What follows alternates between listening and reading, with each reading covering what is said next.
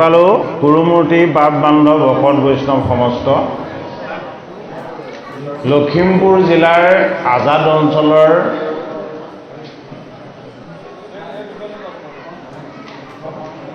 বৰথানৰ নিকটত অৱস্থিত ৰাজখোৱা গাঁৱৰ পুৰণি নামঘৰত আজি প্ৰথম দিৱসৰ কাৰ্যসূচীৰে শ্ৰীকৃষ্ণ গীতা শাস্ত্ৰভাগীৰ পাঠ আৰু ব্যাখ্যাৰ অনুষ্ঠানভাগ আৰম্ভ হৈছে। শ্ৰীকৃষ্ণ গীতা পাঠ আৰু বিশ্লেষণ এনে এক পুণ্য পদক্ষেপ এই দুৰ্ঘোৰ কলিযুগত যি সমস্ত সেৱকীয়ে লৈ আমাক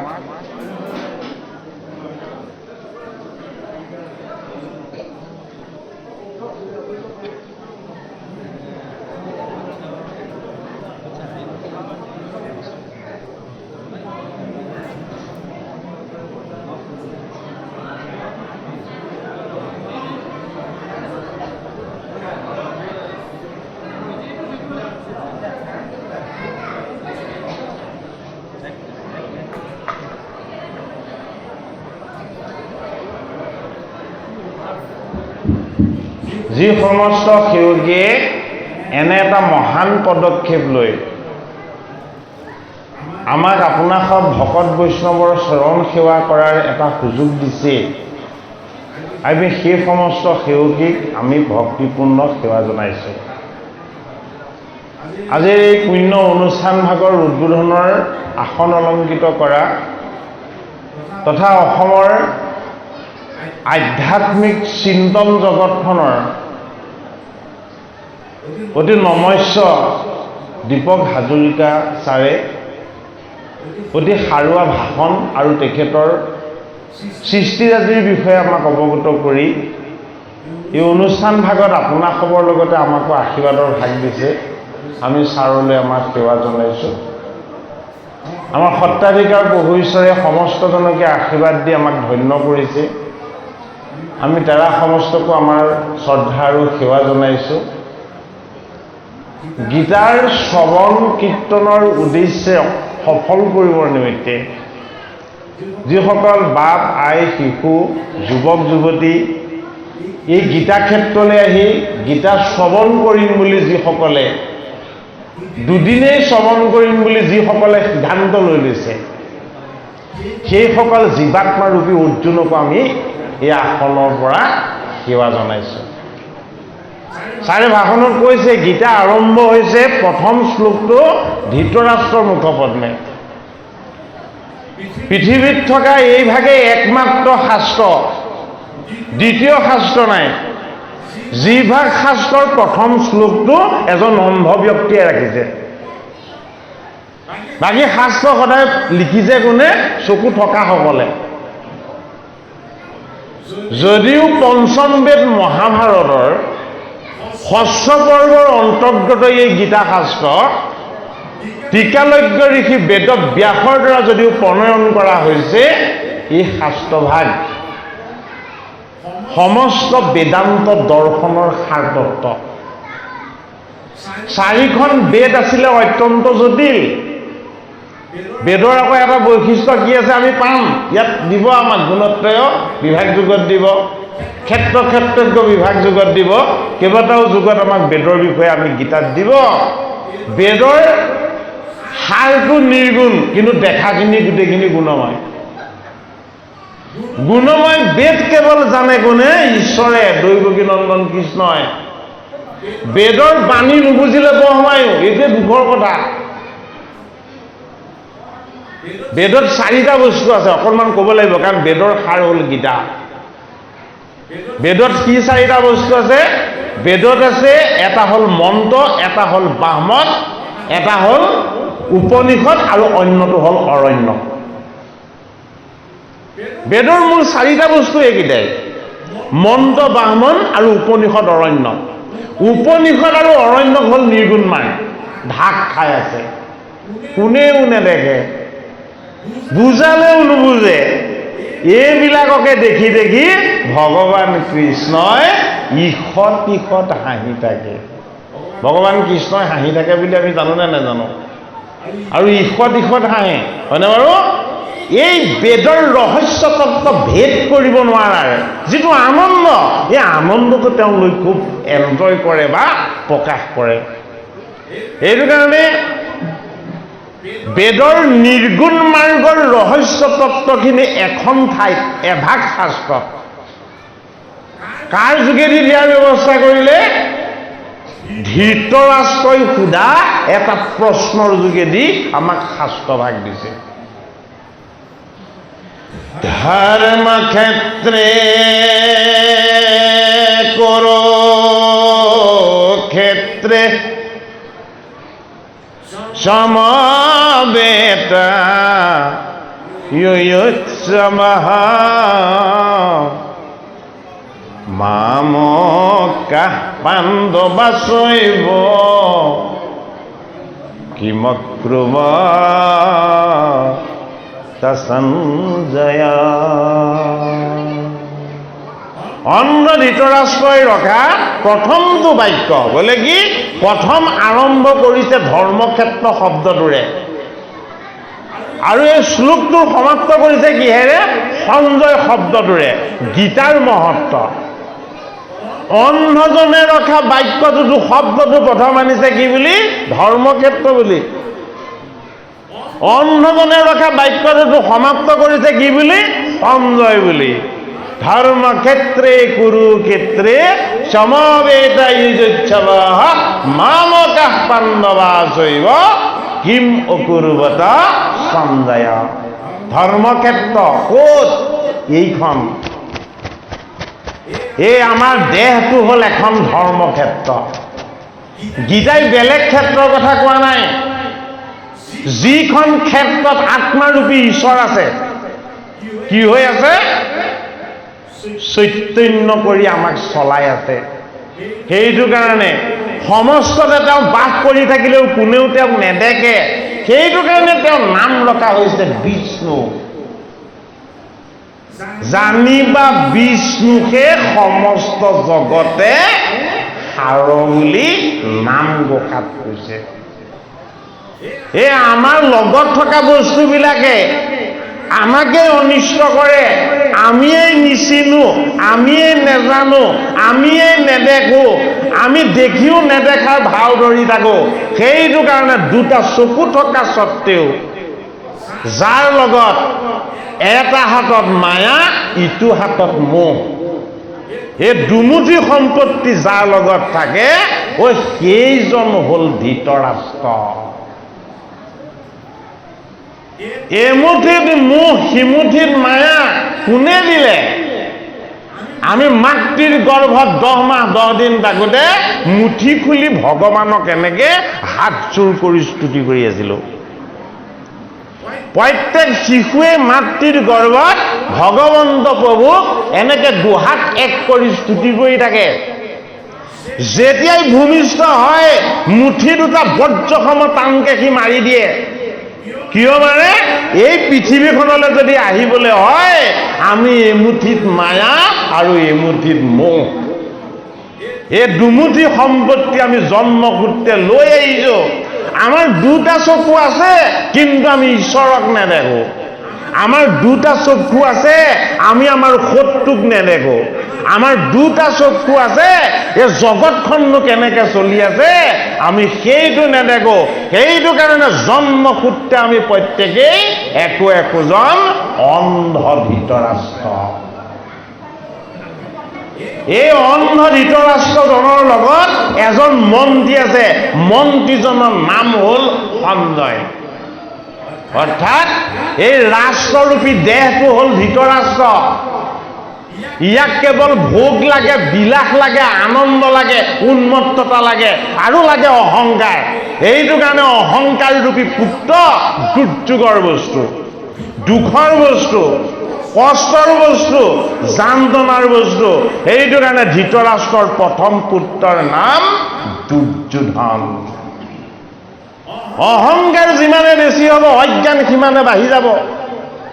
অহংকাৰ যিমানে বাঢ়ি যাব সিমানে পাপ বাঢ়ি যাব।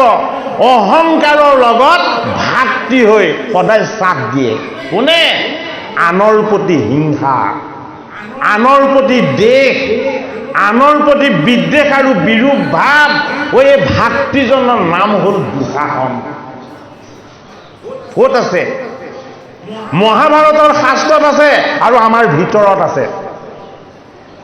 এই ভিতৰত থকা অহংকাৰ ৰূপী দুৰ্যোধন, আনৰ উন্নতি দেখা দুঃশাসন, এই দুজন ভাতৃয়ে আমাক কিমান ঠগি আছে আমি আজিলৈকে বুজি পোৱা নাই। সেইটো কাৰণে সঞ্জয়ক কৈ দিছে। কোনে? অন্ধ ধৃতৰাষ্ট্ৰই। সঞ্জয়, আমাৰ মন, যদি মন শুদ্ধ কৰিব পৰা নাযায় তেতিয়াহ'লে জীৱনত আমি কেতিয়াও ঈশ্বৰৰ চৰণ নাপাম। যদি আমি মন পবিত্ৰ কৰি ল'ব নোৱাৰোঁ তেতিয়াহ'লে আমি এই জীৱনটোত একো নাপাম। গোটেইখিনি পোৱাৰ সম্ভাৱনাখিনি আমাক ঈশ্বৰে য'ত দি পঠিয়াইছে সেই ইন্দ্ৰিয়টোৰ নাম হ'ল অন্তৰ ইন্দ্ৰিয়, মন। মন মনা ভাবমাদ ভোক্তা মদেও যে মাম নমস্কুৰো মাম হে বৈশ্বসিয়কতা বানম আত্মনম মৎপৰায়ণ। সংস্কৃত শ্লোক যদি শুনো আমাৰ নাৰ্ভ ছিষ্টেমটো ভাগ হৈ যায়। সংস্কৃত শ্লোক যদি কীৰ্তন কৰোঁ আমাৰ কণ্ঠৰ যিটো স্বৰ শক্তি, এই স্বৰ শক্তিটো বাঢ়ি যায়। সেইটো কাৰণে আমি সংস্কৃত ভাষা মান্যতা কৰি এই ভাষাটো পঢ়ি আমি সংস্কৃতৰ এক গভীৰ জ্ঞান লাভ কৰিবলৈ আমি যত্নপৰ হ'ব লাগে। দুৰ্ঘোৰ কলিযুগ আহি গ'ল, মানুহে সংস্কৃত ভাষা এৰি দিলে। সংস্কৃত কি ভাষা? সংস্কৃত দেৱ ভাষা। দেৱতাসকলে সংস্কৃত ভাষাহে বুজি পায়, বেলেগ ভাষা বুজি নাপায়। কিন্তু দৈৱকী নন্দন কৃষ্ণই সকলো ভাষা বুজি পায়। কিয় সকলো কৃষ্ণই বুজি পায়? হে মুত মাত্ৰ সদা দিয়া মোৰ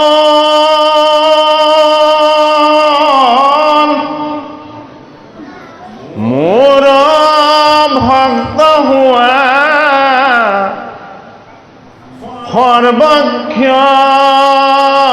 সৰ্বক্ষণ হে মোকে পূজা মাত্ৰ মোকে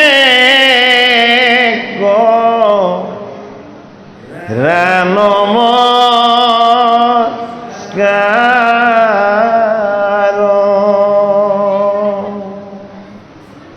তোমাত কহিলো ততবাণী এ পাইবা সুখে মোক মহামানী। হে তুমি প্ৰিয়তম ক্ৰোহীন্দ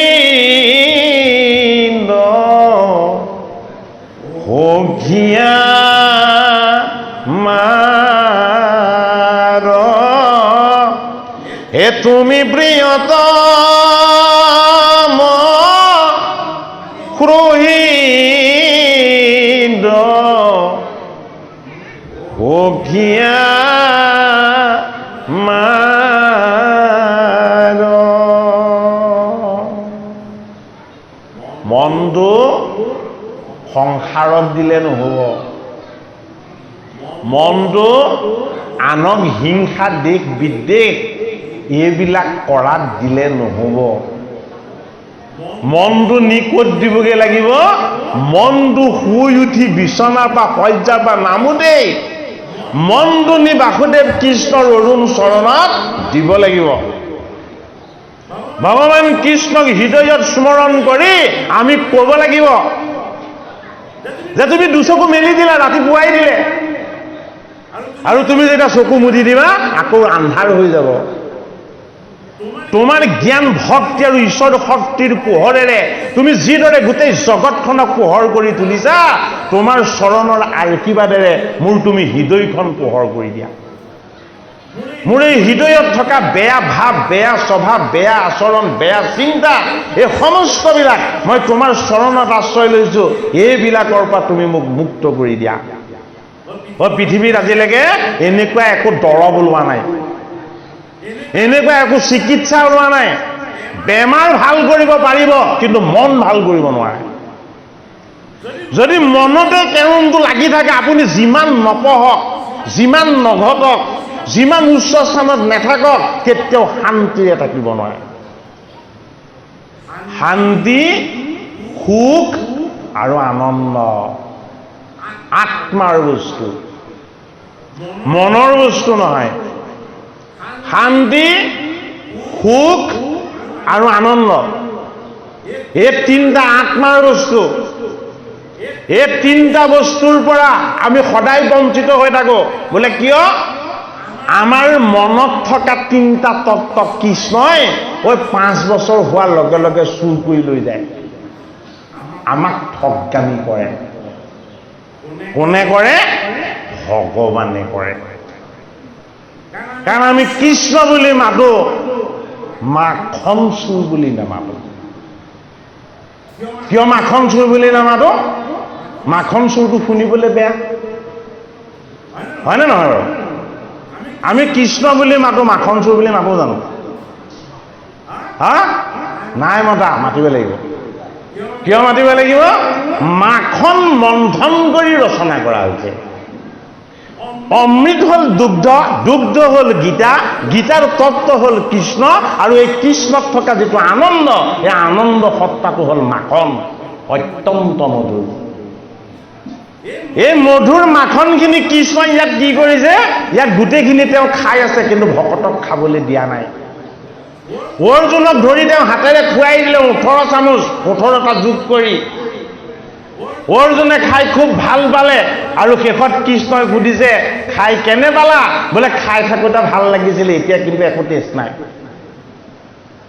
আৰে, খাই থাকোঁতেহে ভাল লাগে, খাই শেষ হোৱাৰ লগে লগে টেষ্ট আকৌ নাইকিয়া হৈ গ'ল, মানে বাৰু? মাখন সৰল, নিৰ্মল আৰু কোমল।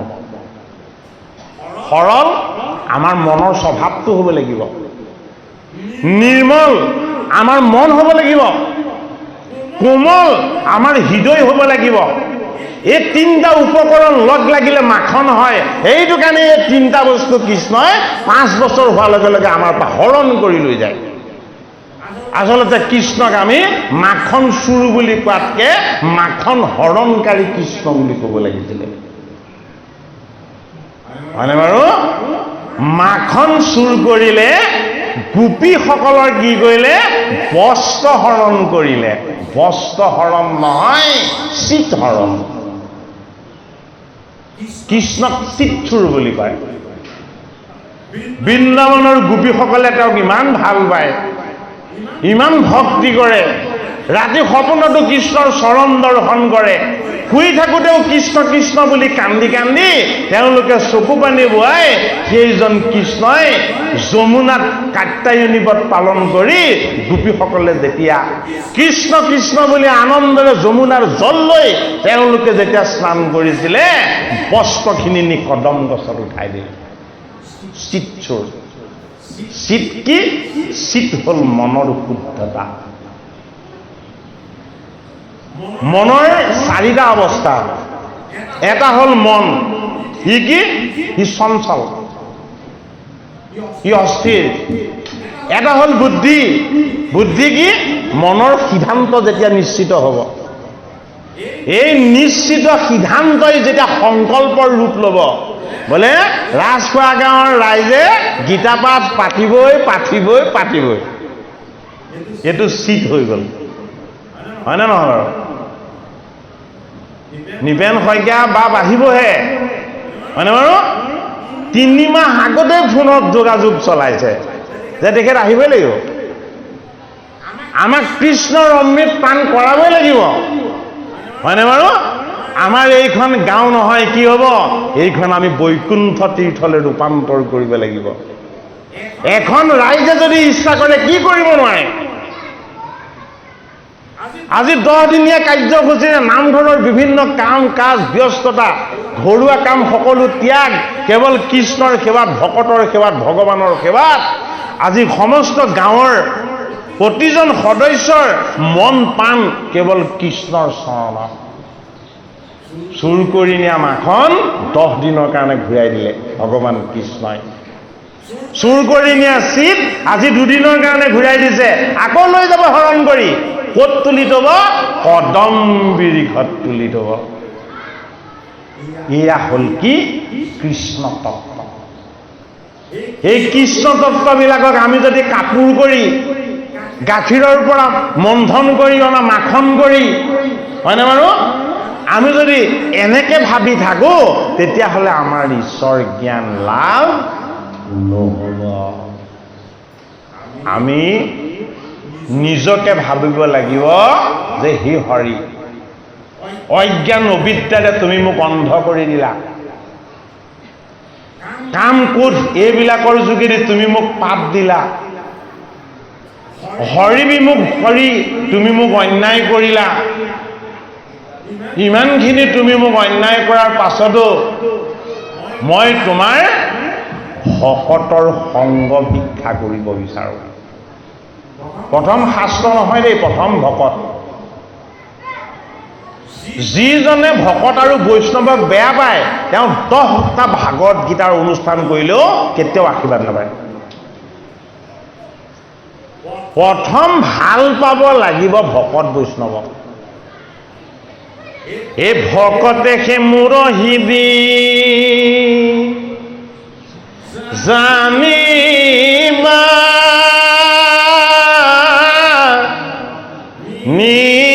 নিশ্চয় এই ভকত জনৰ জানা আমি সে হৃদয়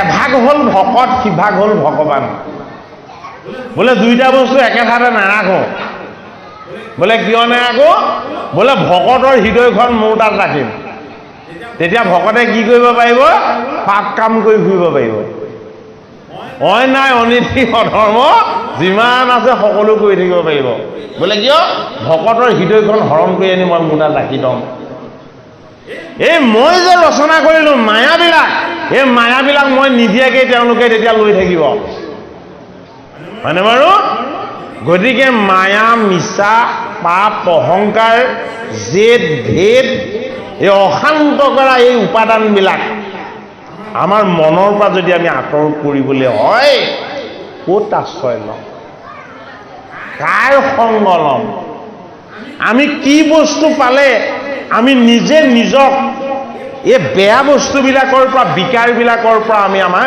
মুক্ত কৰি ল'ব পাৰিম সেইটো কাৰণে গীতা শাস্ত্ৰত কি কৰিলে আমাৰ ভালখিনিক কৰিলে এভাগ বেয়াখিনিক কৰিলে এভাগ দুভাগ কৰিলে বোলে কিয় পদ 2টা দিছোঁ তোমাক চকু 2টা দিছোঁ নাকৰ ফুটা 2টা দিছোঁ তোমাক হাত 2খন দিছোঁ হয়নে বাৰু তোমাক মই 2টাকৈ 7টামান বস্তু দিছোঁ গতিকে মোৰ ঈশ্বৰৰ জ্ঞান আৰু তত্ত্বও মই তোমাক দুভাগ কৰিহে দিম কি কৰিলে বোলে এভাগত 11টা বস্তু থাকিব আৰু এভাগত কেইটা থাকিব বোলে এভাগত 7টা থাকিব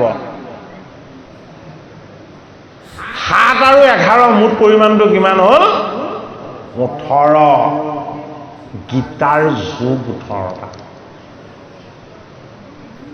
মহাভাৰতৰ পৰ্ব 18টা বেদব্যাসে প্ৰণয়ন কৰা পুৰাণ 18খন কুৰুক্ষেত্ৰৰ সেনাৰ পৰিমাণ 18 ঐক্যহিনী কুৰুক্ষেত্ৰৰ যুদ্ধখন সংঘটিত হ'ল 18 দিন হয়নে বাৰু এই 18টোনো কিয় ধৰিলে ইমানকে? 11 অক্ষহীনী কৌৰৱ সাগৰ সদৃশ সেনা কৰি আমাৰ লগত আছে। এই 11 অক্ষহীনীক যদি আমি দমন কৰিব নোৱাৰো, কৃষ্ণৰ চৰণ আমি কেতিয়াও নেপাম। কৃষ্ণই কৈছে যে মই কিন্তু অস্ত্ৰ নধৰো, মই যুদ্ধলৈ যাম, কি হ'ম? মাত্ৰ এটা কাম কৰি দিব পাৰিম, মই ৰথ বৰ ভাল চলাওঁ। বস্তুখিনি আপোনালোকে ভালকৈ বুজিবলৈ যত্ন কৰক দেই। গীতা শাস্ত্ৰৰ প্ৰাৰম্ভিক কথাখিনি যদি আমি ভালদৰে বুজি নলওঁ, পদৰ ব্যাখ্যাখিনি কৰিলেও অনুধাৱন কৰাত যথেষ্ট জটিল হ'ব। এইখন যুদ্ধ কায়িকভাৱে অস্ত্ৰ শস্ত্ৰ লৈ কৰা যুদ্ধ নহয়। গীতাত যিখন যুদ্ধ দেখুওৱা হ'ল এখন আমাৰ হৃদয় দেহত, আমাৰ এই দেহত চলি থকা এইখন যুদ্ধ। এইখন যুদ্ধ 18 দিনৰ। বোলে কি? এইখন যুদ্ধ জীৱ জন্ম হ'লে আৰম্ভ হ'ব, মৃত্যু পৰ্যন্ত এই যুদ্ধ সমাপ্ত নহ'ব। যিখন যুদ্ধ আৰম্ভ হোৱাৰ পাছত কোনোদিন সমাপ্ত নহয়, এই পৰিমাণটো হ'ল 18। 10 ইন্দ্ৰিয়ত এই যুদ্ধ থাকিব। 8 অস্ত্ৰ প্ৰকৃতি, 10 ইন্দ্ৰিয় আৰু অস্ত্ৰ প্ৰকৃতি, এই 18টা বস্তুত এইখন যুদ্ধ সদায় থাকিব। সেইটো কাৰণে যুদ্ধখনৰ নামটো কি দিলে? ভাৰত যুদ্ধ। যে মহাভাৰতত আছে কি? ভাৰত যুদ্ধ। এই ভাৰত যুদ্ধৰ তত্ত্বটো আমি বুজি পাব লাগিব। ভাৰত যুদ্ধৰ তত্ত্বটো যদি আমি বুজি নাপাওঁ, গীতাৰ ৰহস্য আমাৰ কেতিয়াও ভেদ নহ'ব। সঞ্জয় আমাৰ মন, কি মন? শুদ্ধ মন। কি মন? পবিত্ৰ মন। কি মন? ভগৱান কৃষ্ণৰ চৰণত একান্তভাৱে শৰণাপন্ন মন। এই সঞ্জয় কি মন? এই সঞ্জয় আমাৰ সৎ বুদ্ধি, সৎ চিন্তা, সৎ চেতনা, সৎ ভাৱনা, সৎ উপাসনা, সতৰ আশ্ৰয়, এই গোটেইখিনিক এক কৰি কি হৈছে? সঞ্জয়। গীতাত দুটা বস্তু আমি চাব লাগিব, এটা সঞ্জয় আৰু ইটো কি? ইটো হ'ল ধনঞ্জয়। শব্দ দুটা চব, এটা ধনঞ্জয় আৰু ইটো সঞ্জয়। আৰু এই দুইটা বস্তুৰ লগত মাত্ৰ এটা শ্লোক ৰাখি গীতা শাস্ত্ৰ ভাগ খুলি দিছে কোনে? অন্ধধৃতৰাষ্ট্ৰই। এইটোৱেই গীতাৰ আটাইতকৈ ডাঙৰ ৰহস্য। খুলি দিলে ধৃতৰাষ্ট্ৰই। ধৰ্মক্ষেত্ৰ শব্দৰে আৰম্ভ কৰিলে শ্লোক জনা, সঞ্জয় শব্দৰে সমাপ্ত কৰিলে শ্লোক জনা, তাৰ পাছৰ শ্লোকটো ৰাখিছে কোনে? সঞ্জয়ে। কৃষ্ণই তেতিয়ালৈকে শ্লোক ৰখা নাই গীতাত। তাৰ পাছৰ শ্লোক কেইটা ৰাখিছে কেৱল সঞ্জয়ে। সঞ্জয়ে কি বুলি ৰাখিছে? সঞ্জয়ে ৰাখিছে, সঞ্জয় মানে দিব্য দৃষ্টি, সঞ্জয় মানে আত্মদৃষ্টি, সঞ্জয় মানে ঈশ্বৰ দৃষ্টি, সঞ্জয় মানে গুৰুৰ কৃপাক লাভ কৰা দিব্য জ্ঞান। এই দিব্য জ্ঞানৰ দিব্য দৃষ্টি আমাৰ লগত আমি কেনেকৈ অনুভৱ কৰিম? সেইটো কাৰণে সঞ্জয়ে শ্লোক জনাত এটা শব্দ প্ৰয়োগ কৰিছে আৰম্ভণি। কি বুলি? দৃষ্টাত পাণ্ডৱানিকম ব্ৰহ্ম দুৰ্যো ধনস্তদা আশ্চৰ্যম উপসংগম ৰাজা বচন অবব্ৰে। সঞ্জয়ে শ্লোক জনাই ৰাখিছে দিষ্টা শব্দটোৰে।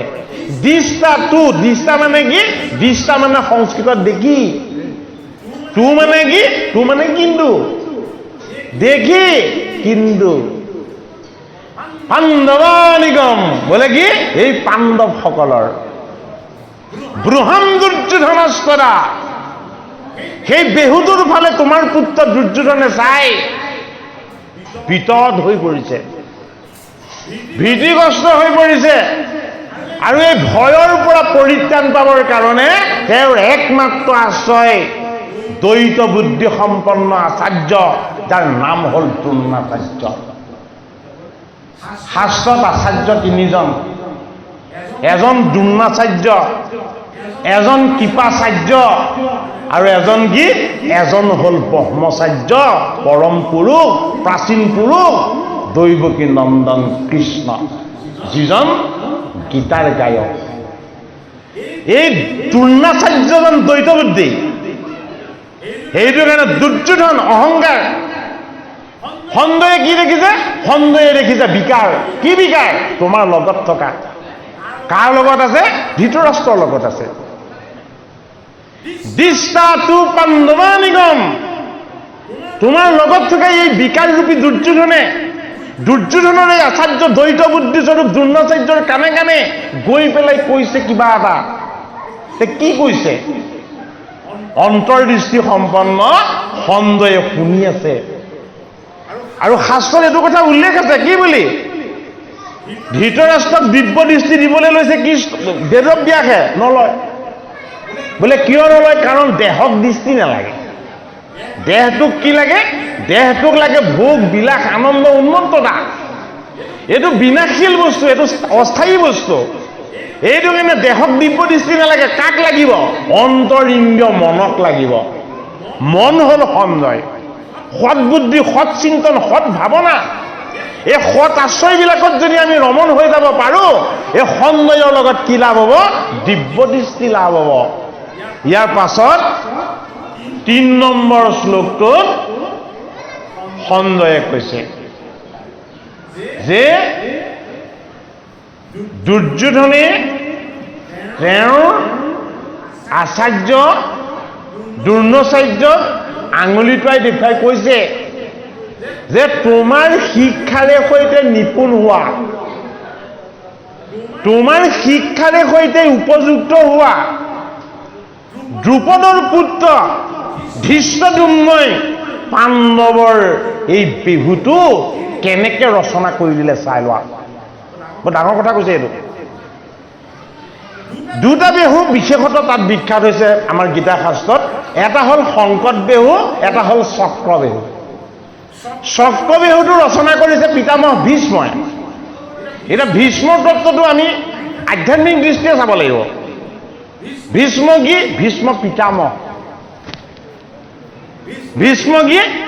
ভীষ্ম আজীৱন ব্ৰহ্মচাৰী। ভীষ্ম কি? গংগাৰ পুত্ৰ। ভীষ্ম কি? শান্তনুৰ নন্দন, কুলনন্দন বুলি কোৱা হৈছে। ভীষ্ম কি? এজন বৈষ্ণৱ। ব্ৰহ্মচাৰী, বৈষ্ণৱ, নহয়নে বাৰু? ইমানখিনি পৰশুৰাম প্ৰভুৰ ওচৰত অস্ত্ৰ শিক্ষা লৈছে। মাতৃ তেওঁ ভক্তি মাতা গংগা, নহয়নে বাৰু? এতিয়া এই ভীষ্ম ক'ত থাকি গ'ল চাই লওক।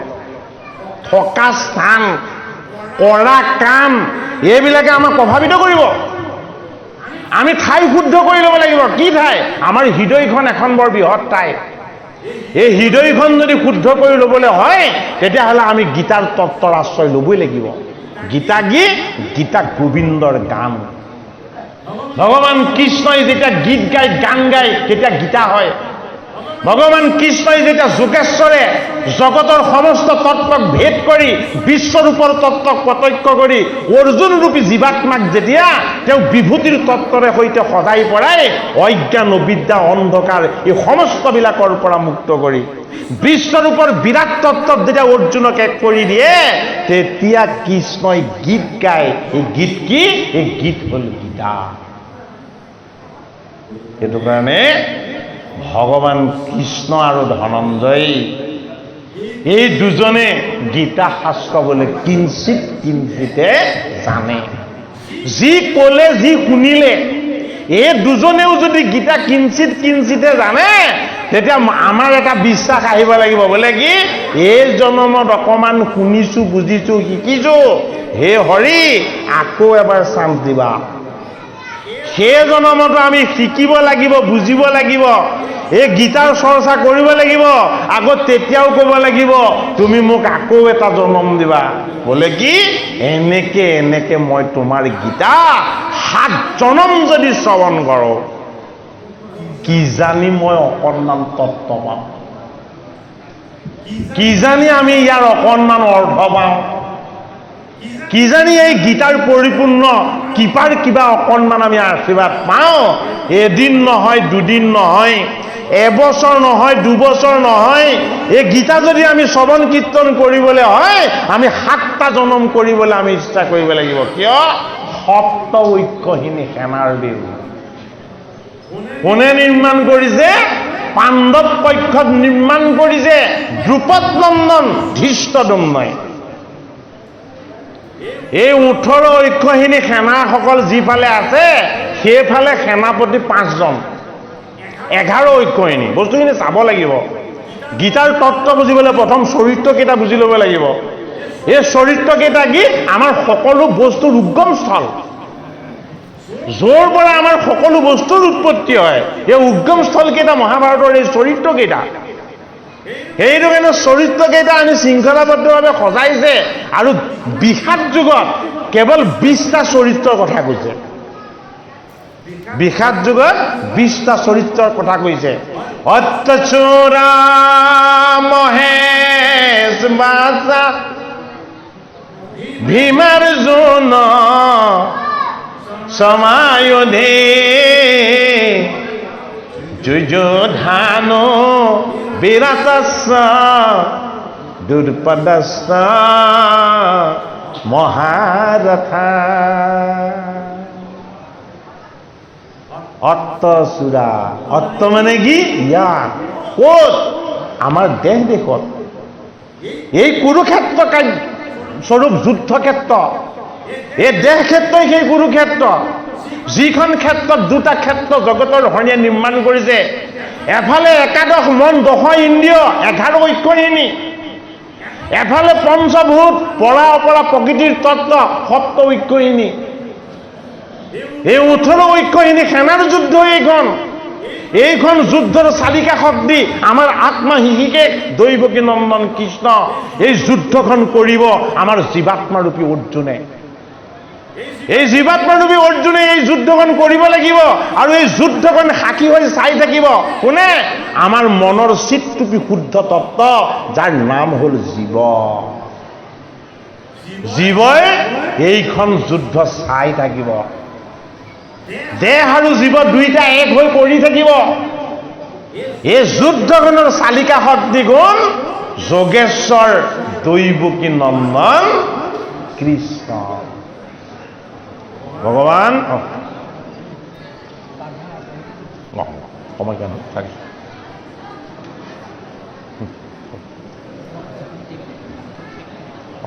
যে এই আমাৰ উদ্গমস্থলটো যে আমাৰ এই দেহ, তাৰ প্ৰমাণটো কি?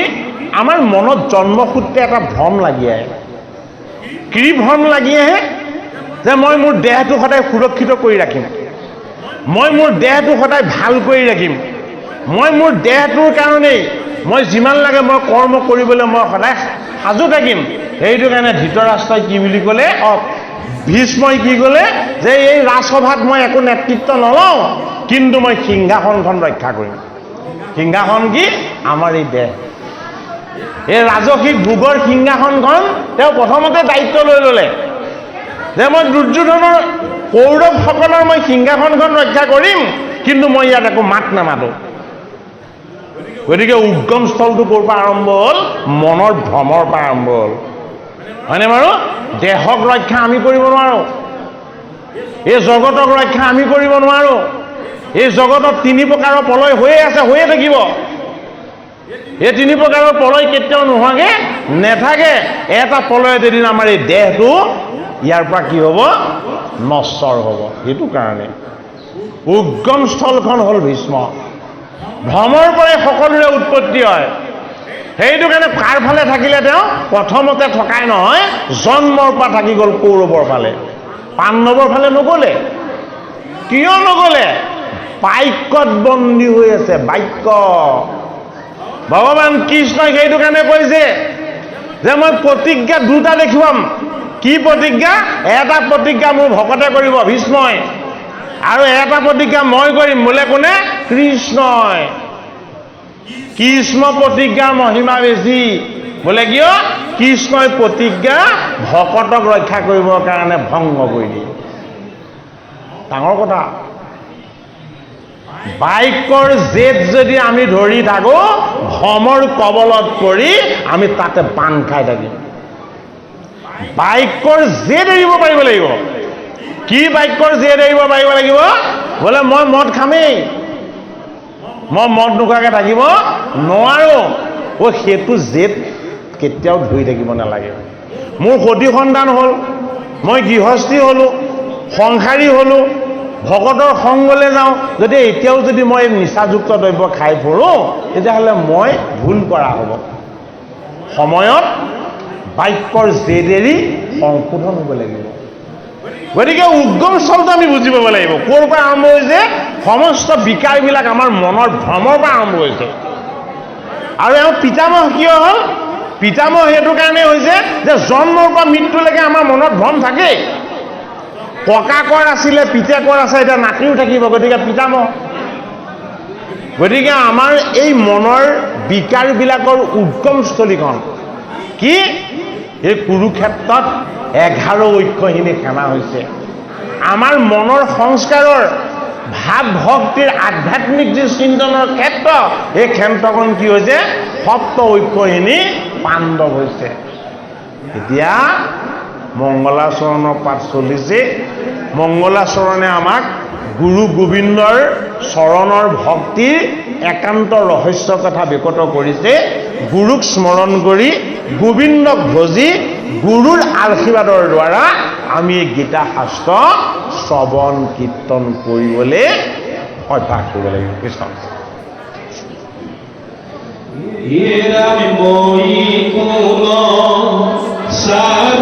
কৃষ্ণ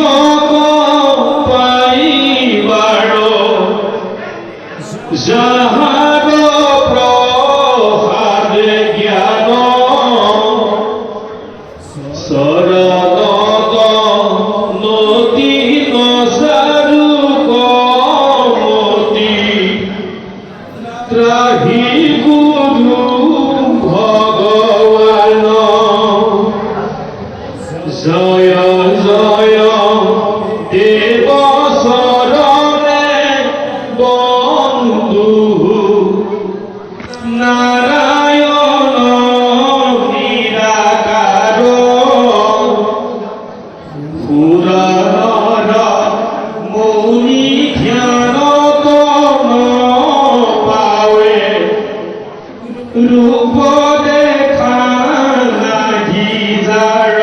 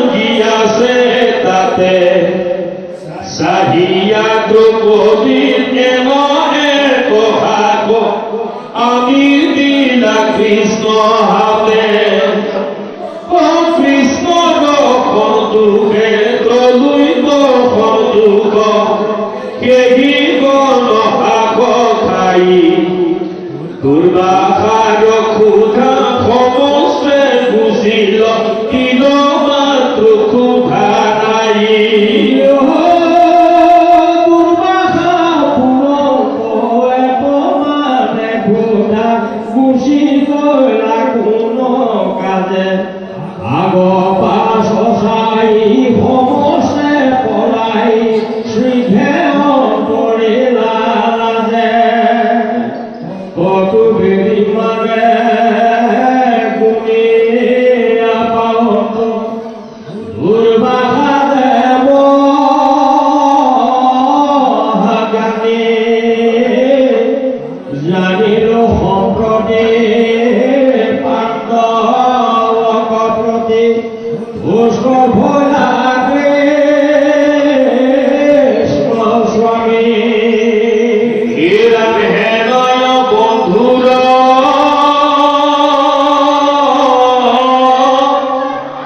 করুণা সিন্ধুর সদনে খদন লইল কৃষ্ণকে অকর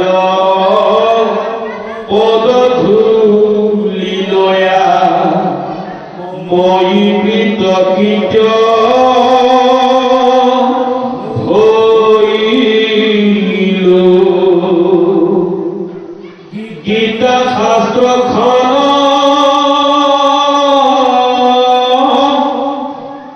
সমুদ্র সমান তভুগ কইলু ইয়াতি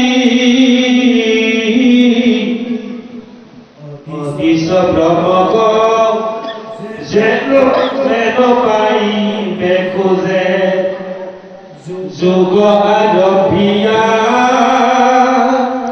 জ্যোতি যদি সাংগে পূৰ্ণ কৰিতে নপাৰে ঈশ্বৰ গহমতে যেন গংগা যাত্ৰী পথে প্ৰাণয়ে তবু পাবে তীৰ্থ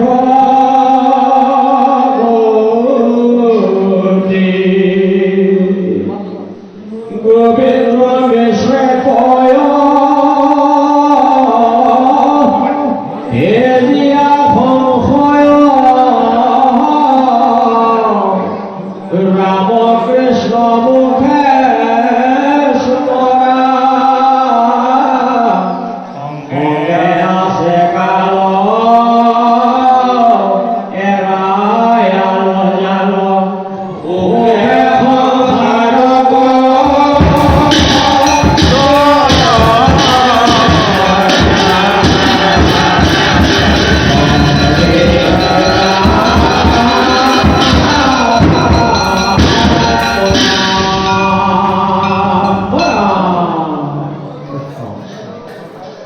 গোবিন্দ মিশ্ৰকৃত শ্ৰীকৃষ্ণ গীতা শাস্ত্ৰ ভাগৰ বৰ্তমান মংগলাচৰণ পাঠ হৈ আছে। গোবিন্দ মিশ্ৰ প্ৰভুজনাই শ্ৰীমদ ভগৱত গীতা শাস্ত্ৰ ভাগ পদবন্ধে নিবন্ধন কৰি ভকত বৈষ্ণৱ সমাজৰ মাজলৈ উলিয়াই দিবৰ বেলিকা তেখেতে নিজেই কায় বাক্য মন এক কৰি এজন ভগৱন্তৰ প্ৰপন্ন সেৱক হৈ লৈছে। আমাক প্ৰতিটো মংগল পুণ্য কৰ্মৰ বাবে আগবাঢ়িবৰ সময়ত আমাৰ আচৰণটো সংস্কাৰ কৰি লোৱাৰ প্ৰয়োজনীয়তা থাকে। আমাৰ লগত অমংগলীয়া বস্তু আছে এটা, আমাৰ লগতে আছে। অমংগলীয়া বস্তু আছে এটা আৰু মংগলময় বস্তু আছে দুটা। অমংগলীয়া বস্তুটোৱে আমালৈ অমংগল আনে, এই মংগলময় বস্তু দুটাই ইহকাল আৰু পৰকাল দুইটা কালৰ কাৰণে মংগল আৰু পুণ্য সঞ্চয় কৰে। আমাৰ লগত অমংগলীয়া বস্তু যদিও আমি এটা বুলি কৈছো, ইয়াৰ ভাগ 16টা। সেইটো কাৰণে তাক ষোড়শ বিকাৰ বুলি কোৱা হয়।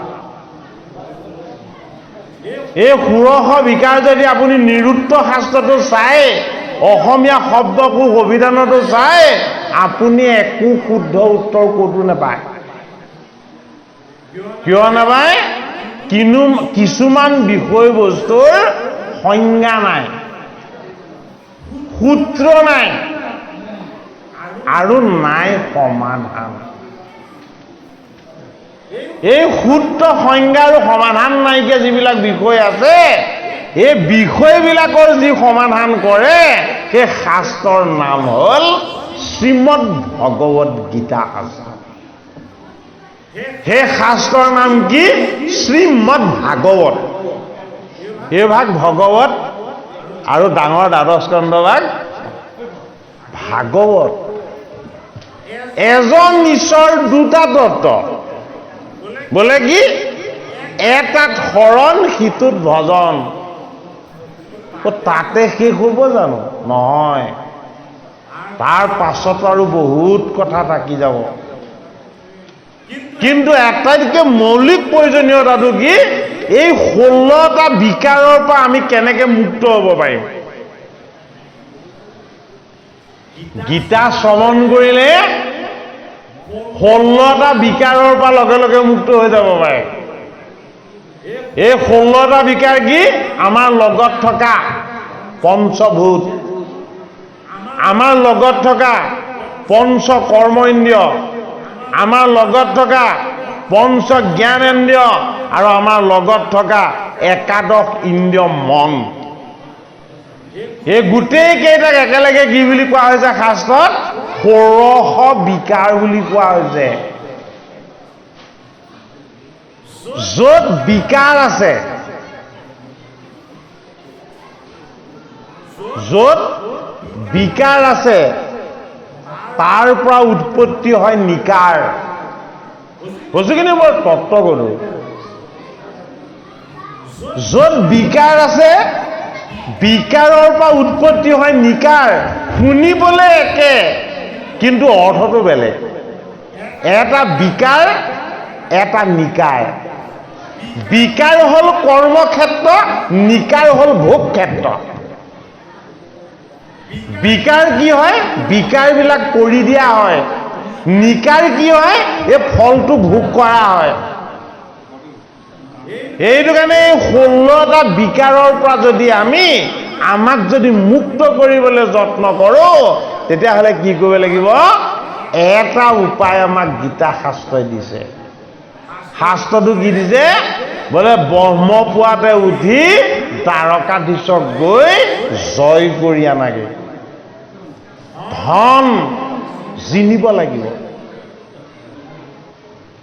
ধন সঞ্চয় কৰাটো সাৰ্থকতা নহয়, ধনক হাচিল কৰিব পৰাটো সাৰ্থকতা। সেইটো কাৰণে ধন জিনিব লাগিব।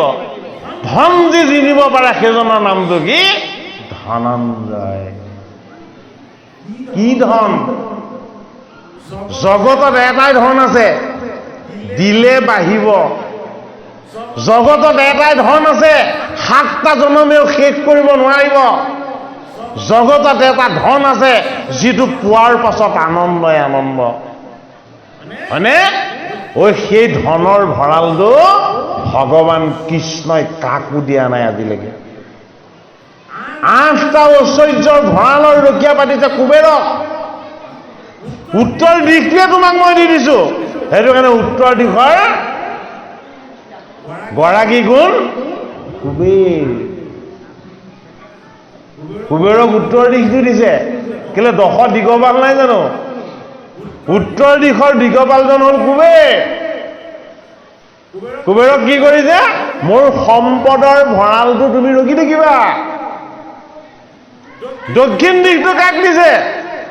মোৰ সম্পদৰ ভঁৰালৰ পৰা যি সম্পত্তি বিচাৰি যাব দক্ষিণ দিশটো দিছে যমক। সেইজনৰ ওচৰলৈ যম তুমি নাযাবা। বোলে কেলে? তুমি যদি যোৱা তোমাৰো পৰাভৱ হ'ব। এই যমকো পৰাভৱ কৰিব পৰা ধন আছে, আমি নাজানো, আমি নিচিনো। গীতা শাস্ত্ৰত দেখুৱাইছে সেই ধন যিনি আনিলে চাই লোৱা। কোনে? কৌন্তেয়, যাৰ নাম কুন্তীৰ পুত্ৰ ধনঞ্জয়। সেইটো কাৰণে কি বুলি কৈছে? অত্যাচুৰা মহেশ বাসা ভীমাৰ্জুন সমায়ুধি যুযুধানো দুৰ্পদস্য বিৰাটস্য মহাৰথা। এই নামবিলাক ল'লেও আমি পুণ্যৰ ভাগ পাম। ইমান মহান তত্ত্ব আছে এই নামবিলাকত। কি বুলি কৈছে? সঞ্জয়ে কৈছে। কাক? ধৃতৰাষ্ট্ৰ। সঞ্জয় আমাৰ সংস্কাৰী মন, সঞ্জয় আমাৰ সংস্কাৰী বুদ্ধি, সঞ্জয় আমাৰ শুদ্ধ চিত্ত। এই শুদ্ধ চিত্ত বুদ্ধিৰূপী সঞ্জয়ৰূপী আত্মদৃষ্টিয়ে কৈছে কাক? আমাৰ এই দেহৰূপী ধৃতৰাষ্ট্ৰ।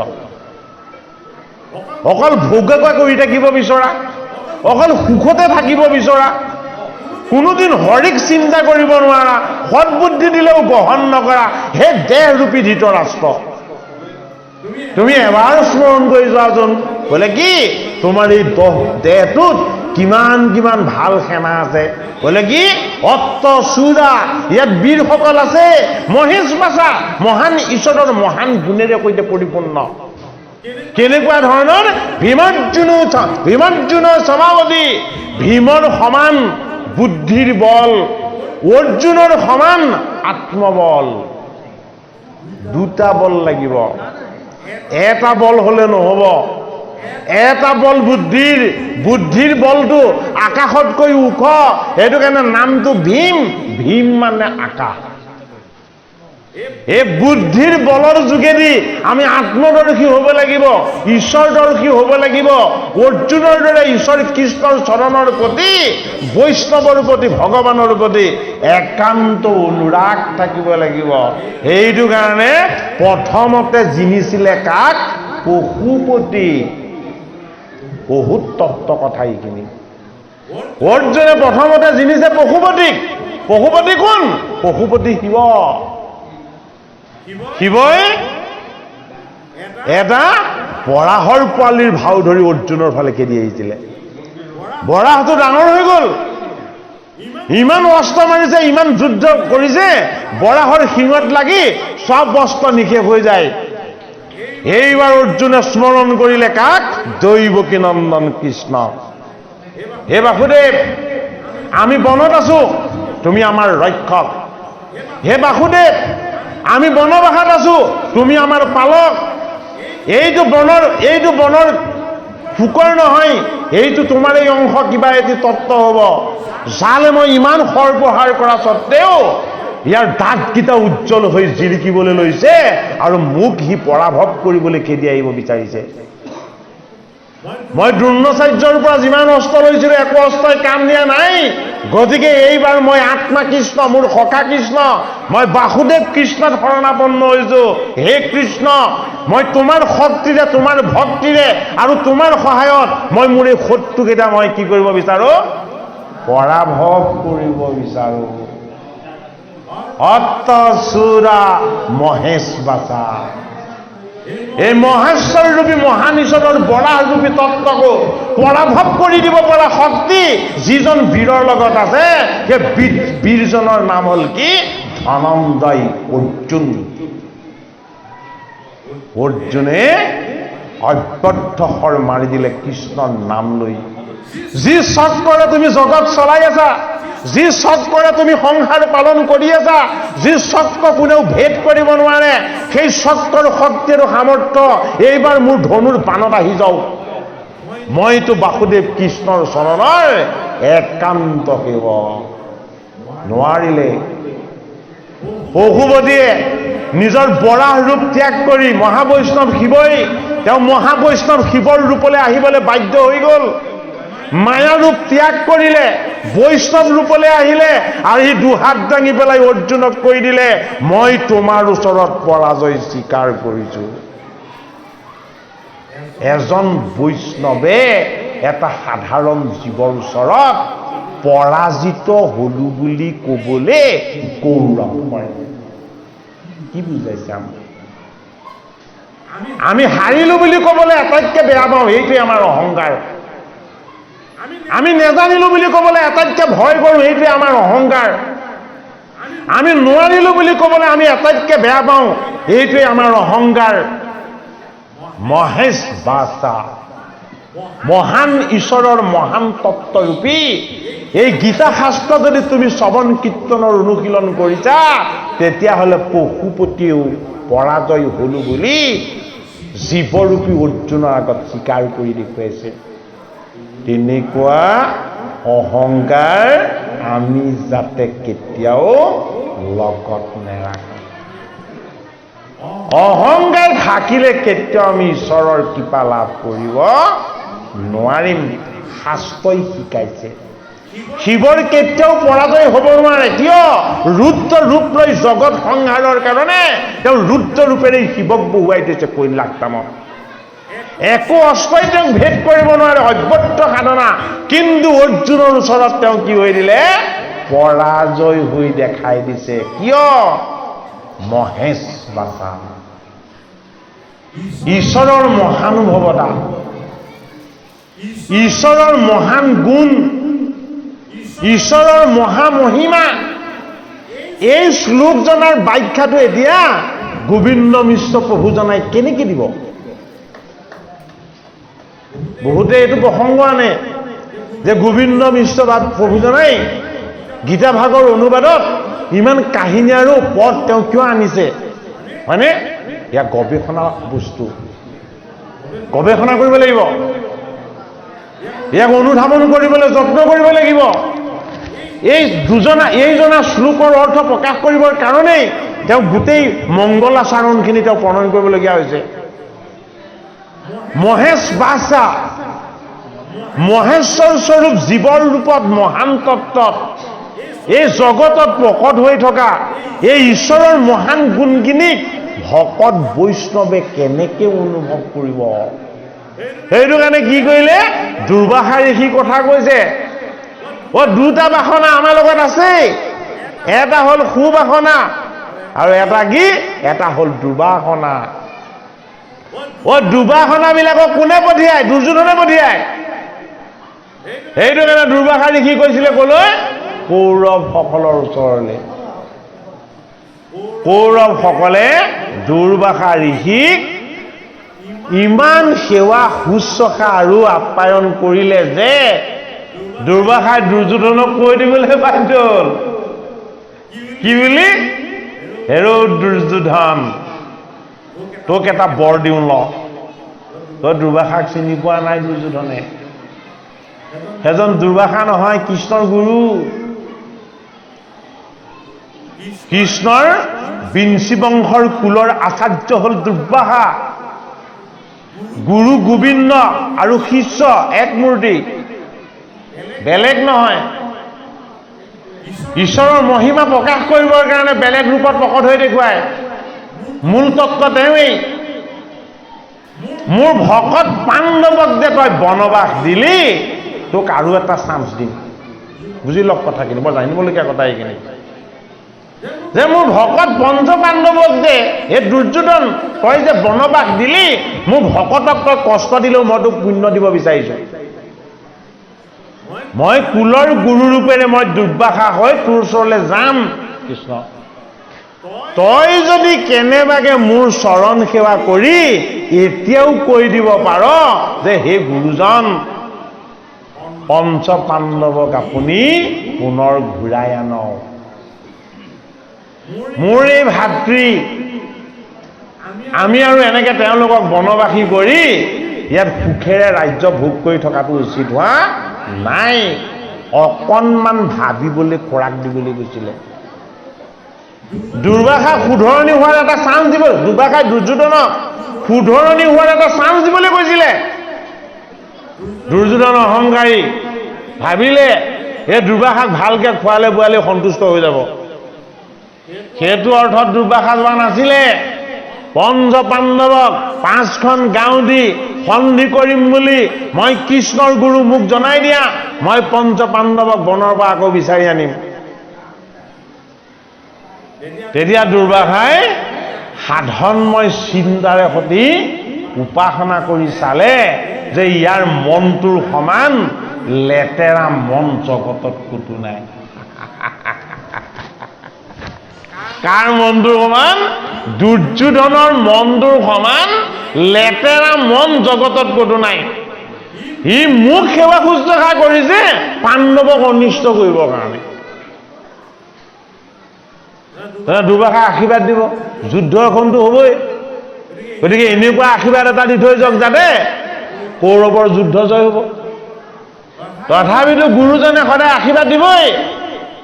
দুৰ্বাসাই ক'লে মই এটা বৰ দিব বিচাৰিছোঁ, তই তৎক্ষণাত ল। তেতিয়া ভাবিলে এইটোতো মাছ দাঁতি সময় হৈ যাব।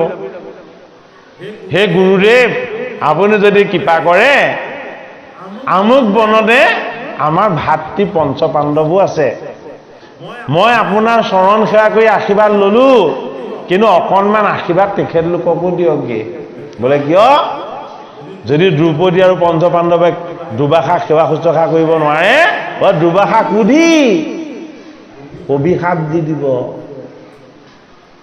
এই পাণ্ডৱে ৰাজ্য হেৰুৱাই নহয়, এইবাৰ আশীৰ্বাদৰ পৰা বঞ্চিত হওক। সেই কথাটো আমাক পদত দি গৈছে। অত্ত চূড়া মহেশ বাসা ভীমৰ্জুন সমায়ুধি। এই শ্লোকজনাৰ অৰ্থ তেখেতে লিখিছে। ক'ত? মংগলাচৰণ। কি বুলি লিখিছে? দেৱদত্ত নামৰ এখন থাল আছে। কাৰ হাতত? দ্ৰৌপদীৰ হাতত। তেওঁ নিজে যদি অন্ন নলয়, লাখ লাখ আহিলেও দি থাকিব পাৰিব, শেষেই নহয়। যদি নিজে খাই দিলে কাকো খুটকণ এটাও দিব নোৱাৰে।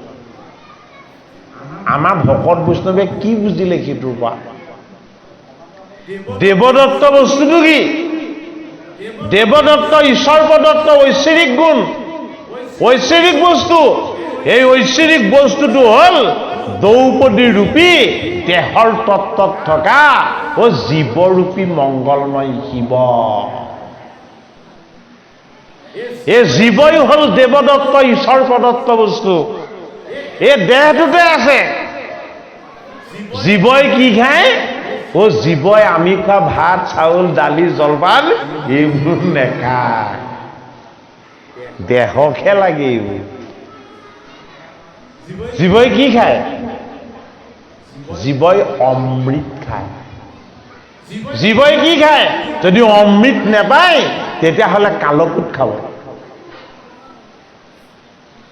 যদি পায় খাব অমৃত, আৰু যদি অমৃত নেপায় তেতিয়াহ'লে কালকুট খাব। প্ৰমাণ দেখুৱাইছে। ক'ত? ভাগৱতৰ 8ম স্কন্ধত অমৃত মন্থনত।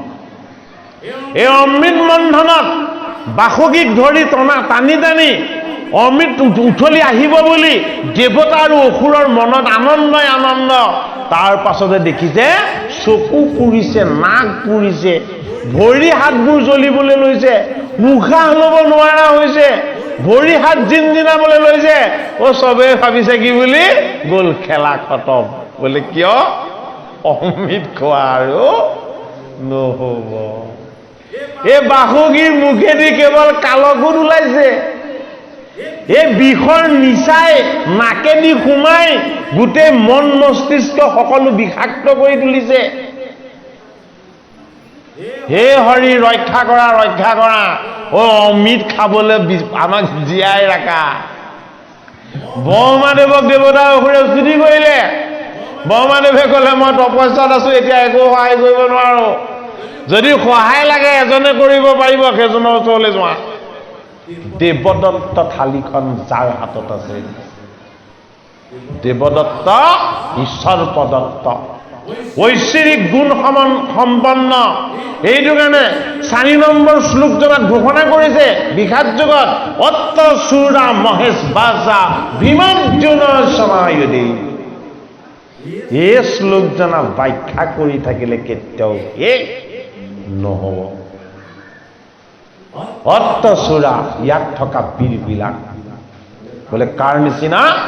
ভীমৰ দৰে শক্তিশালী, অৰ্জুনৰ দৰে আত্মদৰ্শী। এইসকলৰ নাম ললে ঈশ্বৰ সন্তুষ্ট হয়। এই পুণ্যময় পবিত্ৰ এই ভকত বৈষ্ণৱ সকলৰ যদি সংগ লোৱা যায়, ঈশ্বৰ কৃষ্ণৰ চৰণ দৰ্শন হৈ যাব। দুৰ্যোধনে অন্যায় কৰিবৰ কাৰণে পঠিয়ালে কাক? দুৰ্বাসা ঋষিক। দুৰ্বাসা ঋষিয়ে আহি দ্ৰৌপদী আদি পঞ্চ পাণ্ডৱক যেতিয়াই দেখা দিলে, পঞ্চ পাণ্ডৱে কান্দিছে, দ্ৰৌপদীও কান্দিছে। বোলে কিয়? এই মধ্য ৰাতিও যে আপুনি ঋষি হৈ, ঈশ্বৰ হৈ, ভগৱান হৈ আমাক যে আশীৰ্বাদ দিবলৈ আহিছে। আপোনাৰ দৰে এজন শ্ৰেষ্ঠ ঋষিৰ যদি কেনেবাকে চৰণ স্পৰ্শ পালো, আমি আৰু পাছৰ দিনটো জীয়াই থকাৰ প্ৰয়োজন নাই। বুজিল?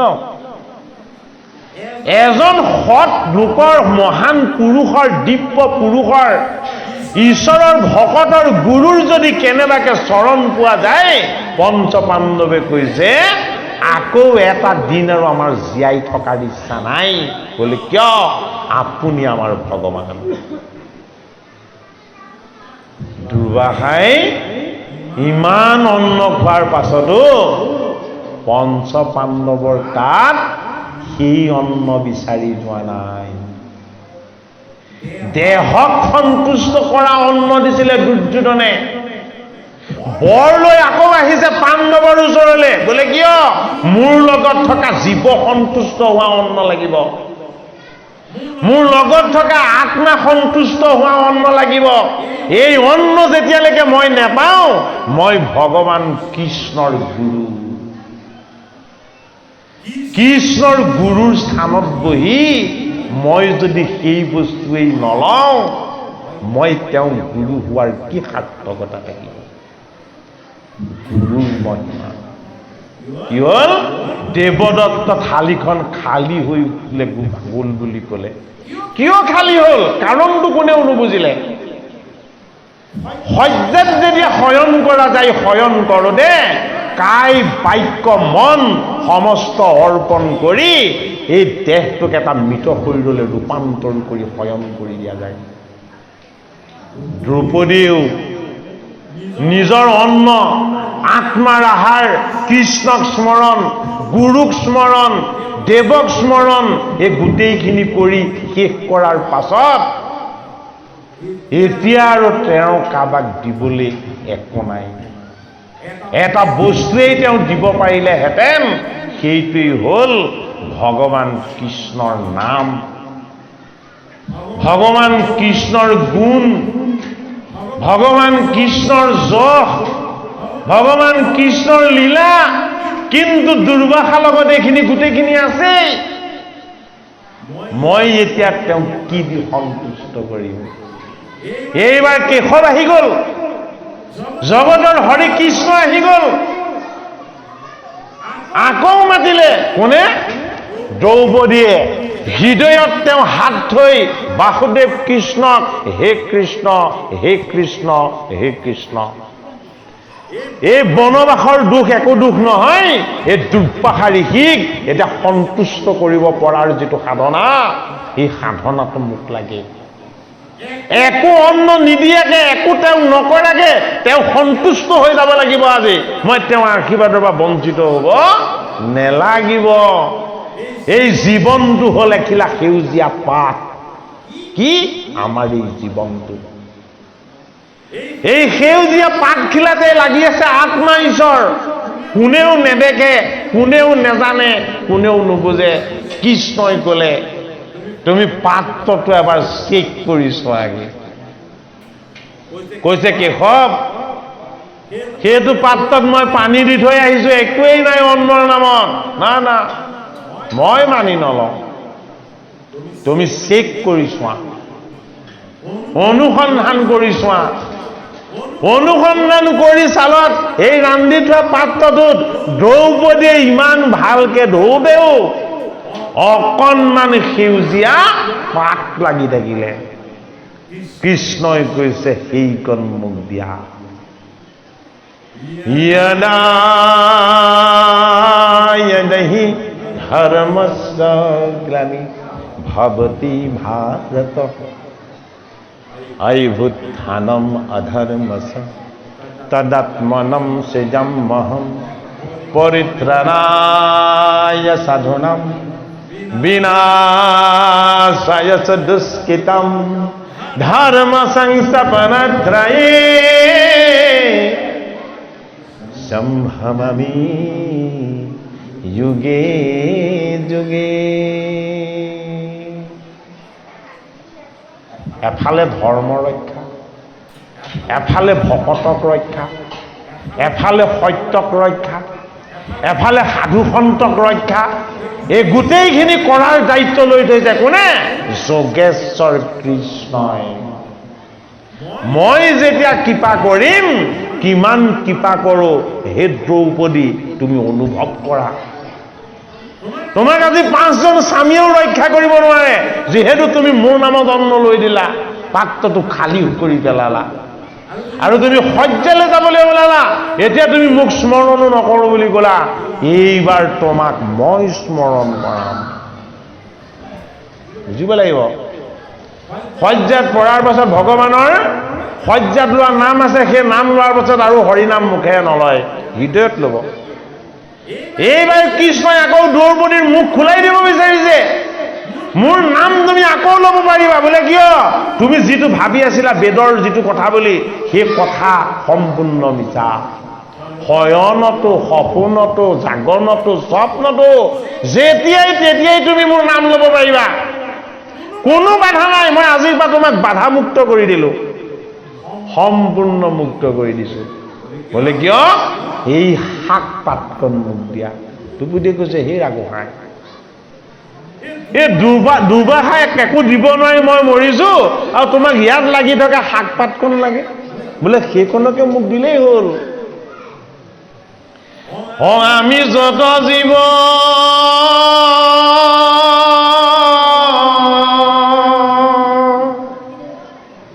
তোমাৰ পালন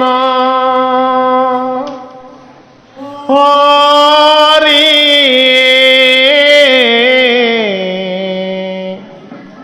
মাধৱ মহাপুৰুষে আমি যত জীৱ তোমাৰ পালন এই অৰ্থটোত কৈছে যে অকণমান সেউজীয়া পাততো কৃষ্ণ তুমিয়ে আছা, এই গোটেই ব্ৰহ্মাণ্ডখনতো তুমিয়ে আছা। যদি তোমাৰ নাম লৈ তোমাৰ দ্ৰব্যকেই যদি কেনেবাকে তোমাক দি দিয়া যায়, জড় চৈতন্য হৈ যাব, অস্থিৰজন সুস্থিৰ হৈ যাব, অজ্ঞানীজন দিব্যজ্ঞানী হৈ যাব।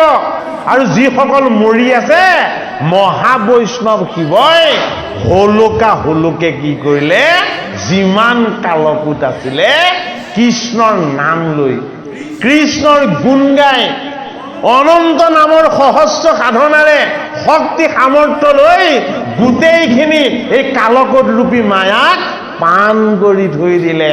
কণ্ঠত চিনটো ৰাখিছে, বোলে কি? নীলকণ্ঠ।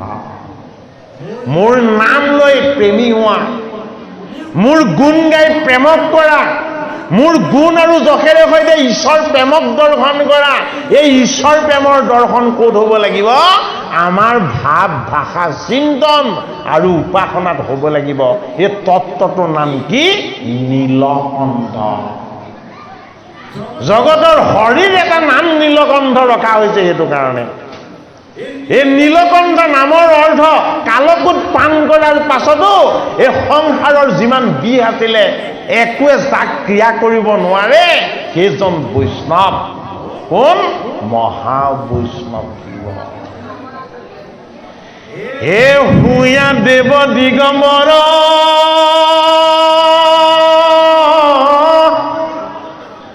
ভস্ম বিমোহিত অঙ্গ অক্ষিৰত ধৰিছা জটা ভাৰ কেনেকে জটা ভাৰ ধৰিছে দেহত ভস্ম সানিছে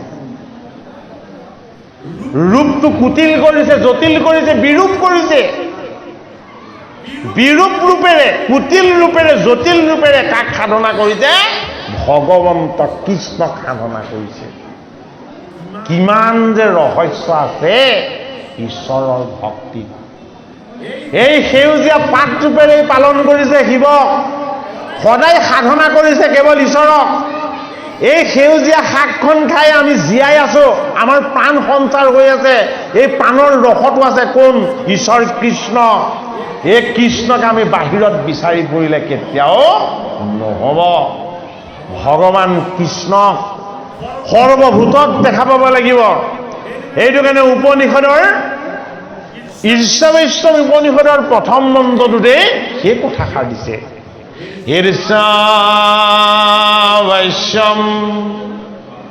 ইদম সৰ্বম ইয়ৎকিঞ্চ জগত্তম জগৎ তেন ভুঞ্জিথা মা গিনা কশ্যচিদ্ধনম ঈৰ্ষাবৈষ্ণৱ ইদম সৰ্বম ইয়ৎকিঞ্চ জগত্তম জগৎ তুমি যিমান পাইছা যিমান দেখিছা যিমান তুমি ল'বলৈ গৈছা সকলোবিলাক প্ৰাপ্ত হৈছে ঈশ্বৰৰ পৰা সকলোবিলাকে ভগৱানৰ পৰা প্ৰাপ্ত হৈছে ঈৰ্ষাবৈষ্ণৱ ইদম সৰ্বম ইয়ৎকিঞ্চ জগত্তম জগৎ তেন ভুঞ্জিতা মা গিৰ কশ্যচিদ্ধনম কেনেকে ভোগ কৰিবলৈ গ'লে কৃষ্ণই ভোগ কৰি দেখুৱাই দিছে ধ্ৰুপদীক তোমাৰ দেৱদত্ত থালিখনত যদি কেনেবাকে এটা মোৰ সেউজীয়া পাত অকণমানো যদি কেনেবাকে লাগি থাকে মই তাতেই চৈতন্য হৈ যাম কেনেকে চৈতন্য হৈ যাম বোলে মোৰ মহিমা মোৰ অনন্ত মহিমা এইটো কাৰণে ভগৱানৰ মহিমাখিনিক আমি যাতে অনুভৱ কৰিবলৈ আমি হৃদয়ঙ্গম কৰিবলৈ যাতে যত্ন কৰোঁ ভগৱান কৃষ্ণই এইবাৰ এটা অকণমান শাক পাত খাই উগাৰ মাৰি দেখুৱাইছে লগে লগে দুবা খাই কি কৰিছে কৃষ্ণক দেখা পাইছে হে কৃষ্ণ মোৰ গৰ্ভতে আছিলা মোৰ গৰ্ভৰ অমৃতেই তুমি খাই আছিলা আকৌ গৈ তুমি দ্ৰৌপদীক দেখা দিলাগে এই দ্ৰৌপদীক দেখাটো দিলা আকৌ সেউজীয়া এই জগতখন তুমিয়েই তাৰ তত্ত্বটোকো পান কৰিলা মোক ইয়াতকৈ আৰু বেছি শিক্ষা দিব তুমি নেলাগে গুৰুক শিকালে শিষ্যক শিকালে জগতক শিকালে সমস্তকে শিকালে এইবাৰ গীতাত শিকাইছে কাক প্ৰিয় সখী অৰ্জুন অৰ্জুন এই জগতৰ সকলো জীৱ জগতৰ হৰিৰ অংশ সেইটো কাৰণে সখ্য মানে কি সখী কাৰ লগত আমি ভগৱানক আপুনি বুলি কোনেও নকওঁ ভগৱানক আমি কি বুলি কওঁ তুমি চিত ভীতি মোৰ পৱতক নাৰায়ণ তুমি নাথ মই নাথ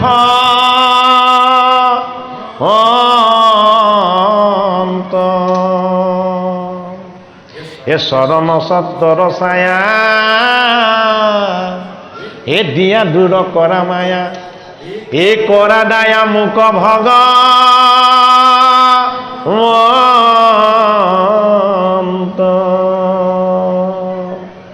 চিত চুৰ কৰিছিলে কোনে কৃষ্ণই কোনে দেখিলে? মাধৱে দেখিলে।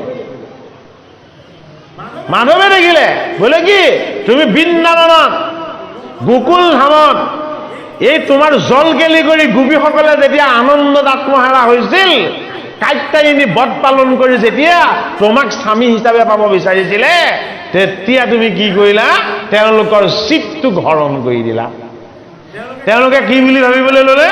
ঐ এজন নন্দৰ দুলাল 7 বছৰীয়া, ঐ আমি 60 বছৰীয়া, আমি 50 বছৰীয়া, আমি 45 বছৰীয়া। গোপীবিলাক সব মাতৃতকৈও আইতাকতকৈও ডাঙৰ। কাতকে? কৃষ্ণতকে। কৃষ্ণ যেতিয়া 7 বছৰীয়া, যেতিয়া চিত চুৰ কৰিছে, তেতিয়া গোপীসকলে ভাবিলে এই আমি কি ভুল কৰিলো, বোলে কি কামনাত বন্দী হৈ কৃষ্ণক বজিছিলো, এইটো 7 বছৰীয়া শিশুহে, ইয়াতো একো কামেই নাই, এইটো নিষ্কাম। এনেকে ভাবি ভাবি তেওঁলোকে কি কৰিছে? গাত যমুনাৰ জল ছটিয়াই আছে। হে কৃষ্ণ, হে কৃষ্ণ, তুমি আমাক ঠগিলা, তুমি আমাৰ স্বামী হবা বুলি আমি তোমাৰ নামত কাত্যায়নী বধ পালন কৰিলো, ব্ৰতৰ অন্তত এতিয়া তোমাকে স্মৰণ কৰি স্নান কৰিছো, আৰু এতিয়াহে তুমি আমাক অনুভৱ কৰাইছা বোলে কি তুমি বোলে 7 বছৰীয়াই। এই 7টা বছৰ, এই 7টা দিন, এই 7টা তৰপ, এই সপ্ত ঐক্যখিনি পাণ্ডৱী সেনা, এই তত্ত্ববিলাকক বুজাব বিচাৰিছে ভগৱান কৃষ্ণই। কদম আমি চুব নোৱাৰা, কদম আমি উঠি পাব নোৱাৰা, কদম আমি সদায় উঠি উঠি গৈ সেই লক্ষ্য স্থানত পাবৰ কাৰণে জনমে জনমে সাধনা কৰিব লগা ভক্তিৰ এক বিৰিখ, যি বিৰিখৰ ওপৰত ভগৱান কৃষ্ণই আনন্দেৰে লৈ নৃত্য কৰি আছে। কাৰ? এই গোপীৰ চিত্ৰূপী বস্ত্ৰ। তুমি চিত বৃদ্ধি মূৰ, মনৰ শুদ্ধতাটো হ'ল চিত। এই চিত হ'ল এখন বস্ত্ৰ, পবিত্ৰতা আমাৰ লগত নাথাকিব। যদি কৃষ্ণই হৰণ কৰি লৈ যায় আমি অপবিত্ৰ হৈ যাম। এই অপবিত্ৰ বস্তুবিলাকক পবিত্ৰ কৰিবৰ কাৰণে আমি ভগৱান কৃষ্ণক স্মৰণ কৰিব লাগিব। অপবিত্ৰ বস্তু যিটো পবিত্ৰ হোৱে বাজনী, এই সমস্ত অৱস্থা আছে পায়া। কৃষ্ণৰ স্মৰণ কোনে কৰিছিলে? দ্ৰৌপদীয়ে কৰিছিলে। পাত্ৰটোত লাগি থকা সেইখন কি হ'ল? অসুচি হ'ল। ধোৱা বাচনটোত লাগিহে আছিলে পাতকণ, সেইখন অসুচি বস্তু, এখন খাব নোৱাৰে আমাৰ সাধাৰণ দৃষ্টিত। কিন্তু সেইখন কি বুলি লৈছিলে?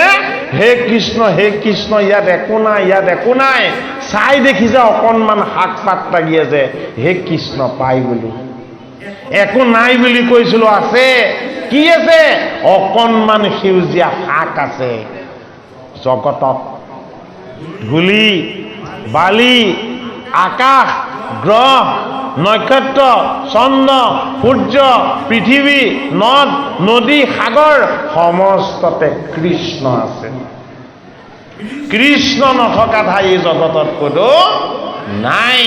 এই অনুভৱ, এই অকণমান শাক পাতটো স্পৰ্শ কৰি কৃষ্ণৰ নাম লৈ দুৰ্বাসাৰ অভিশাপৰ পৰা কেনেকে মুক্ত হ'ম বুলি ভাবি দিয়াৰ লগে লগেই ইফালে দুৰ্বাসাই দেখা পাই গ'ল কৃষ্ণই তেওঁক দুহাত দাঙি আশীৰ্বাদ দি আছে। বোলে কিয়? তুমি অহাৰ কাৰণে, ৰাতি শোৱাৰ পাছতো তুমি অহাৰ কাৰণে এওঁলোক বিপদত পৰিছে বুলি তেওঁলোকে অনুভৱ কৰাৰ কাৰণে, হে মোৰ গুৰু দুৰ্বাসা, মোৰ ভকতে মোক মনত পেলালে। চিত চুৰ, আমাৰ চিতটো তেওঁই চুৰ কৰি লৈ যায়। চিত চুৰ, আমাৰ মনৰ পবিত্ৰতাবিলাকক আমাৰ পৰা তেওঁ আঁতৰ কৰি লৈ যায়। দুৰ্বাসাৰ দৰে গুৰুক সাক্ষাৎ কৰাই তেওঁ চৰণৰ আশীৰ্বাদ লৈ দ্ৰৌপদীয়ে এটা শাক পাতৰ দ্বাৰা ভগৱান কৃষ্ণৰ চৰণ দৰ্শন পাই গ'ল। এই পুণ্য, এই পবিত্ৰতা, এই তত্ত্ব, এই মহত্ব ক'ত আছে? 18 যুগ সম্বলিত গীতা শাস্ত্ৰত আছে। এই কৃপালক গুৰু মূৰ্তি বান্ধৱ ভকত বৈষ্ণৱ সমস্ত 1 ঘণ্টা 56 মিনিট হৈছে আমি অকণমান উঠিম এতিয়া 2 ঘণ্টা সময় বহিম তাৰপৰা আকৌ অকণমান জিৰণি ল'ম আৰু অকণমান 30 মিনিটমান সময় অকল পাঠ চলিব 30 মিনিটমান পাঠ চলিব যেহেতু মোৰ অন কেমেৰা আছে মোবাইলটো চাৰ্জ দিব লাগিব অকণমান সেইখিনি কামো আছে আৰু আপোনালোকৰ মাজৰে এজন বুলি ভাবক যে নিপেন শইকীয়া ঘৰ মাজুলীত থাকে চতিয়াত হয়নে বাৰু আমি একেজোপা বিৰি খৰি প্ৰত্যেকেই এটা পাত এটা লাগি আছে চতিয়াত বাকীখিনি লাগি আছে ৰাজখোৱা গাঁৱত যদি গুৰিটো চোৱা যায় একে ঠাইতে আছে আমি কোনো কাৰোবাৰ আঁতৰ নহয় সকলো ঈশ্বৰৰ লগতে সংযোগ হৈ আছে কিন্তু গীতা ভাগৱত শ্ৰৱণ কীৰ্তন কৰিলেহে আমাৰ মনটো শুদ্ধ হয় নহ'লে আমাৰ মনটো অপবিত্ৰ হৈ থাকে আমি স্বাৰ্থপৰ ভাৱনা তাত থাকোঁ কেতিয়াবা গতিকে এই স্বাৰ্থপৰ ভাৱনাটোৰ পৰা আমি যদি মুক্ত হোৱাৰ অকণমান ইচ্ছা কৰোঁ তেতিয়াহ'লে ভকতৰ সংগ ল'ব লাগিব গীতা শাস্ত্ৰৰ সংগ ল'ব লাগিব গুৰুজনাৰ চৰণ সেৱা কৰিব লাগিব আৰু গোবিন্দৰ উপাসনা কৰিব লাগিব গতিকে আপোনাক সব কৃপালু ভকত বৈষ্ণৱৰ আজি আমি চৰণ সেৱাৰ অকণমান সুযোগ পাইছোঁ ভগৱান কৃষ্ণৰ চৰণ বন্দনা কৰাৰ অকণমান আপোনালোকে আমাক কৃপা কৰিছে আমি আপোনাক সব লোক সমস্ত শ্ৰৱণ কৰোঁতা আয়োজক কমিটি ভকত বৈষ্ণৱ সমস্তজনৰ চৰণতেই আমি ভক্তিপূৰ্ণভাৱে সেৱা জনাই আমি খন্তেক সময়